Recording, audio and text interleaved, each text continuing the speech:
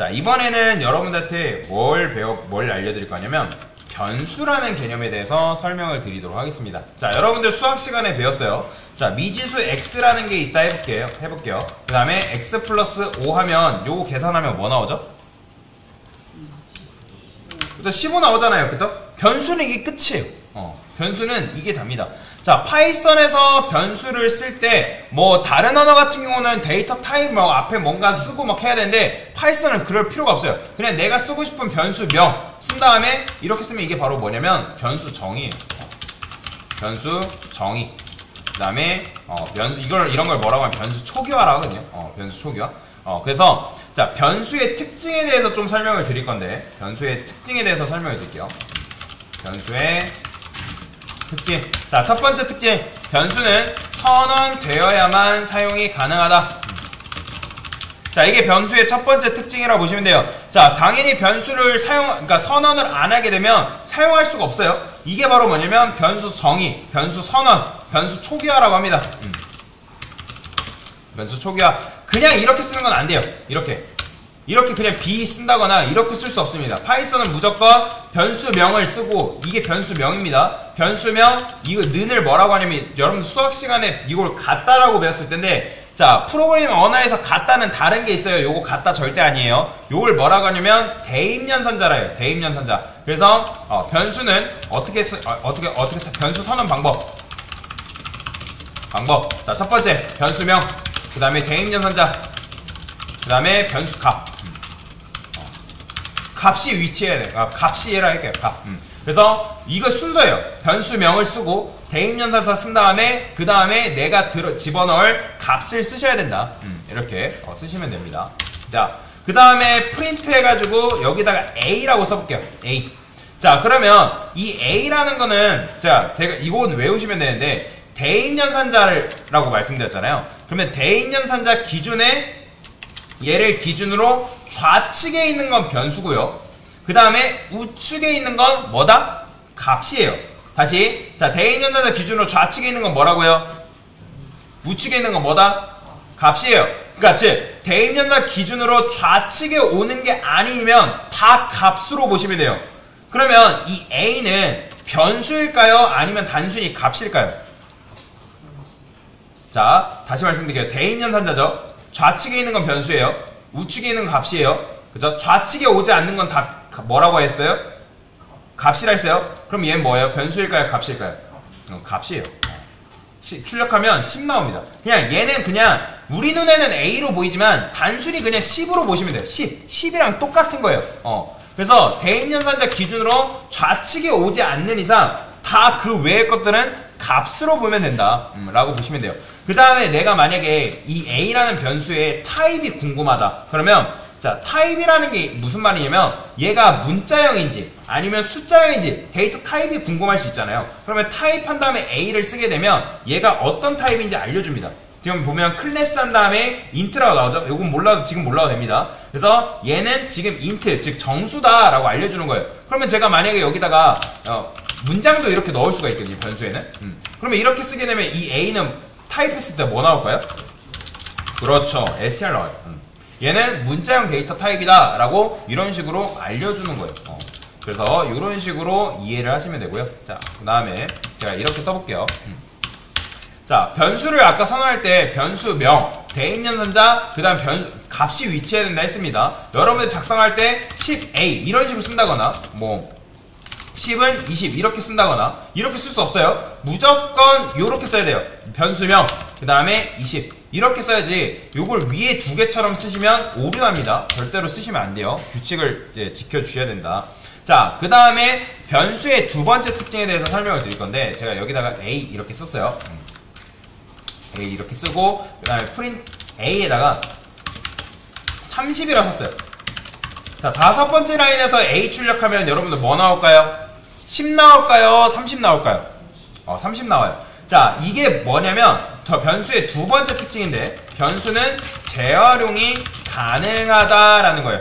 변수는 재활용이 가능하다. 그러니까 재활용이 가능하다는 건 무슨 말이냐면 기존에 적용되어 있는 요 변수를 다시 재탕해서 이렇게 사용할 수가 있습니다. 자, 그런데 변수의 특징 중에 하나가 재활용이 가능하다고 말씀을 드렸는데 그러면 자, 변수의 특징 하나가 더 있어요. 자, 요거는 세 번째 특징이라고 하시면 되고, 자, 두 번째, 변수에는 값을 오직 하나밖에 넣지 못한다. 자, 모든 프로그램 통틀어서 그러니까 변수에 두 가지 이상의 값을 넣는 변수는 어디에도 없어요. 변수는 오직 값을 하나밖에 넣지 못해요. 자, 그러면 여러분들 이 상태에서 a가 30이라고 출력됐는데 변수에는 값을 몇 개밖에 못 넣는다? 하나밖에 못 넣습니다. 그러면 여기 출력해서 30 나오는 걸 방금 확인을 했잖아요. 그쵸? 그러면 자, a에는 지금 10이 들어있는 이 녀석은 어떻게 될까요? 사라집니다. 그러니까 즉 네 번째 라인에서 a라는 녀석한테 30을 부여했을 때 여기서부터는 a의 10이라는 값이 사라져요. 사라집니다.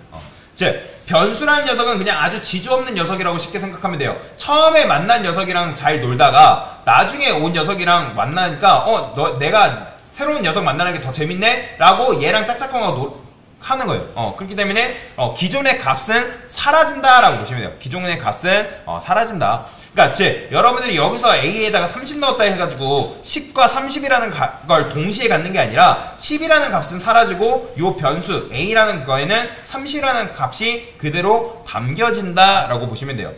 자, 그 다음에 변수의 또 특징 하나는 뭐냐면 변수는 공간이다라고 보시면 돼요. 공간. 그러니까 공간이기 때문에 그 공간에는 뭐가 있냐면 데이터를 저장을 할 수가 있다라는 거예요. 저장소의 역할을 한다라고 보시면 돼요. 저장소의 역할이다. 자, 그 다음에 제가 여기다가 이렇게 써볼게요. 여기다가 b는 20이라 썼어요. 자, 그러면 당연히 b에는 뭐가 들어가 있는 거예요? 20이 들어있으니까 프린트 b 하게 되면 이거는 변수예요, 값이에요? 값이죠. 그러면 출력했을 때 20 나오는 게 정상입니다. 자, 그러면 이런 것도 가능합니다. 제가 여기다가 a에다가 b라는 걸 이렇게 넣었어요. 자, 그러면 맞춰보세요. 자, 이 b는 변수일까요? 값일까요? 값이에요. 그죠? 자, 요건 제가 말씀드렸잖아요. 대입연산자 기준으로 좌측에 오는 건 변수, 우측에 있는 건 값이라고. 그러면 이 a는 변수예요, 값이에요? 얘 변수입니다. 그러면 a에다가 지금 뭘 심어준 거예요? 20이라는 값을 심어줬기 때문에 일곱 번째 라인에서 뭐 나온다? 20이 나오는 걸 볼 수가 있다라는 거죠. 그래서 이런 식으로 변수를 여러분들이 이용하시면 되겠다. 자, 그러면 변수를 이용하면 이런 것도 가능합니다. 뭐 age는 나이라고 해서 뭐 20이라 해볼게요. 그 다음에 name은 뭐라 할까요?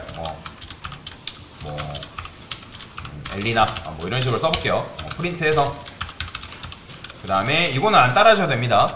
자, 안녕하세요. 저는 뭐 20살 엘리나입니다. 자, 이렇게 썼어요. 근데 이거는 지금 제가 쓴 거잖아요. 그죠? 제가 썼기 때문에 이런 식으로 출력이 되는데 저는 이 20살 20과 엘리나라는 이름이 좀 유연하게 변했으면 좋겠어요. 즉, 이 변수 값이 뭐냐에 따라서 이 출력한 결과물도 달라졌으면 좋겠다. 그러면 어떻게 한다? 중괄호 뚫어주는 거예요. 이렇게. 얘도 마찬가지로 중괄호 뚫어준다. 이렇게 쓰시면 되고요. 그 다음에 점 포맷 사용하면 되겠죠. 야, 여기다가도 뭐 넣을 수 있다? 변수 집어넣으면 돼요. 그 다음에 name. 자, 맞춰보세요. 그러면 얘는 변수예요, 값이에요? 값입니다. 이거 무조건 헷갈리지 마세요. 이거 20이랑 똑같은 거예요. 그럼 얘는 뭐겠어요? 엘리나랑 똑같은 겁니다. 그죠? 그럼 출력하면 어떻게 나오겠어요? 20살 엘리나입니다. 만약에 여러분들이 변수의 값을 홍길동이라 바꾸면 뭐 나오는 거예요? 20살 홍길동입니다. 그러니까 유연하게 값을 체인지해서 바꿀 수 있다라고 보시면 되겠죠. 자, 그 다음에 제가 포맷이라는 걸 여러분들 알려드렸는데 또 뭐가 있냐면 f스트링이라는 게 있습니다.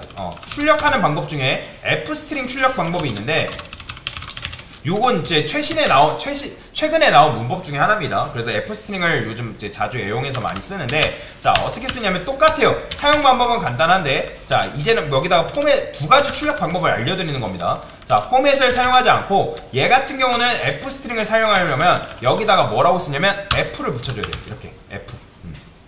이런 식으로 f를 붙여주셔야 돼요. f를 붙여준 다음에 요 중괄호 안에는 뭘 집어넣냐면 내가 쓴 요 변수 있죠? 변수명을 이렇게 집어넣어주면 됩니다. 그러면 똑같아요. 요거를 요렇게 폼에 쓴 거나 f스트링을 이용해서 쓴 거랑 똑같습니다. 이렇게 출력하면 뭐 이렇게 안녕하세요 20살 홍길동입니다 라고 나오는 걸 볼 수가 있죠. 자, 그 다음에 요거는 뭐 여러분들이 외우면 좋고 안 외우면 문제인데 F 스트링을 이용하면 뭐가 좋냐면 F 스트링을 이용하면 서식 지정자라는 걸 쓸 수가 있습니다. 그러니까 서식 지정자라는 건 대표적으로 이제 %d라는 게 있고 %s라는 게 있는데 이 %d는 데시멀 해가지고 10진수 정수를 저장할 수 있는 서식 지정자라고 보시면 돼요. %s는 뭐냐면 문장을 저장할 수 있는 서식 지정자고요. 그러면 얘를 이용하면 여기다가 %d하고 %s를 이용해서 이런 것도 가능합니다. 자, f 스트링 해서 %d 요게 맞던가? %s 요거였던가? %d, %s 갑자기 기억이 안 나네. 뭐 서식 지정자, 서식 문자 얘가 맞던가? 그죠? 얘는 제가 잘못 설명했어요. 요거는 나중에 할게요. 요거는 일단은 요것만 하세요. f 스트링을 이용하면 서식 지정자는 나중에 알려드릴게요. 요거는 잘못 알려드릴 거예요. 제가 잘못 알려드렸어요. 포매팅을 잘못 알려드렸습니다. 일단은 이렇게만 아시면 돼요. 그래서 기본적으로 포맷을 이용해서 출력하는 방법이 있고 F 스트링을 이용해서 출력하는 방법이 있습니다. 그 다음에 아까 서식 지정자를 이용해서 출력하는 방법은 그건 나중에 좀 심화 과정 때 말씀을 드릴게요. 지금 하면 좀 어렵기 때문에 그래서 이런 식으로 포매팅하는 방법이 두 가지 방법이 있는데 그래서 이렇게 포맷을 이용해서 출력해도 되고요. F 스트링 이용해서 쓰시면 되는데 근데 얘랑 차이점은 얘는 중괄호 연 다음에 포맷한 다음에 여기다가 넣어줘야 되는 반면에 얘 같은 경우는 F를 붙이셔야 돼요. F 붙인 다음에 중괄호 연 다음에 변수 값을 여기다가 집어넣어줘야 됩니다. 그 차이가 있다라고 보시면 됩니다. 그래서 지금 설명드린 게 뭐다? 변수의 개념에 대해서 설명을 드린 거다라고 보시면 되겠습니다. 네, 이상입니다.